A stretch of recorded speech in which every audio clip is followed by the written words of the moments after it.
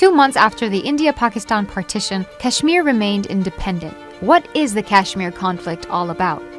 In 1947, the countries of India and Pakistan came into existence. The partition decided the fate of millions, as various state rulers had to choose which country they would belong to. But the people of Kashmir faced an uncertain future. Maharaja Hari Singh, the Hindu ruler of Muslim-majority Kashmir, managed to keep the region independent for 2 months. He did this by signing a standstill agreement with Pakistan and sending a similar agreement to India, which favored continuing discussions. But that changed in October 1947 when the Maharaja confiscated armaments from Muslims who were formerly conscripted into the British Army. The weapons were distributed to local Hindu village defense forces, and this provoked an uprising supported by the Pashtun tribesmen from Pakistan. The tribesmen were acting without Pakistani approval. The Maharaja sought military assistance from India, but India's Governor-General contended that it would be dangerous to send troops to a neutral state unless Kashmir first offered to accede to it. To suppress the uprising, the Hindu ruler's army, along with the RSS, the Hindu extremist organization, organized a pogrom against Muslims in Jammu.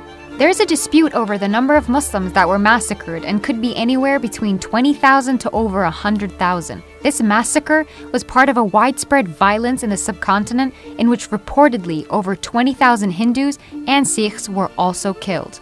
The Hindu ruler signed a temporary arrangement ceding Kashmir to India on October the 26th. Pakistan disputed the Maharaja's accession, claiming that he had no right to sign an agreement with India when a standstill agreement with Pakistan was still in force. On October 27, 1947, Indian troops landed in Kashmir to fight the rebel forces and the Pashtun tribesmen. This led to the First India-Pakistan War.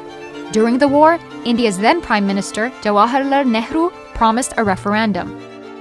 The fate of the state of Jammu and Kashmir is ultimately to be decided by the people. The pledge we have given not only to the people of Kashmir, but also to the world. We will not and cannot back out of it.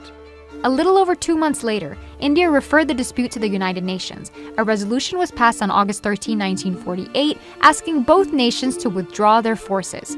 Once that happened, a referendum was to be held, allowing the people of Kashmir to decide their political future. But troops were never withdrawn, and the referendum never happened.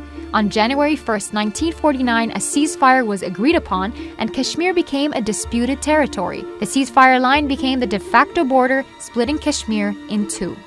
Over the next 70 years, India and Pakistan fought 3 wars over Kashmir, making it